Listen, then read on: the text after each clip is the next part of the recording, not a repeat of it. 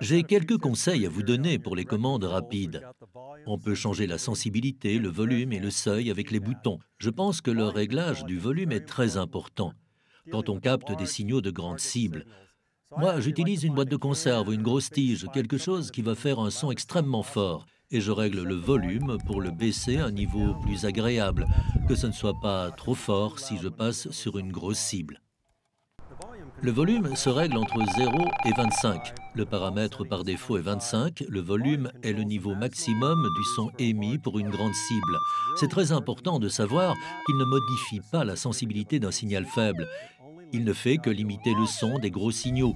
Donc, vous pouvez le baisser pour les très grandes cibles sans risquer de réduire le signal des petites cibles.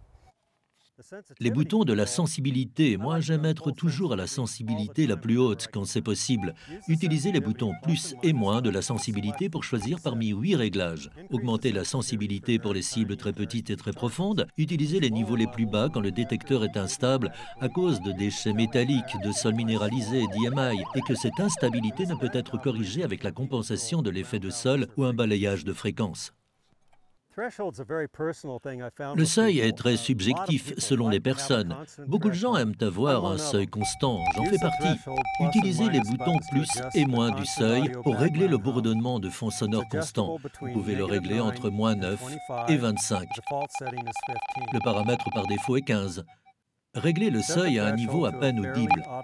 Les cibles faibles doivent être à peine audibles, car elles ne créent qu'une petite variation du signal audio. Mais certains trouvent ça dérangeant de l'entendre en continu, alors vous pouvez baisser encore d'un cran pour que ce soit silencieux, et ça ira bien aussi. Ça dépend vraiment, je ne me range d'aucun côté. Si ça vous dérange, baissez le son.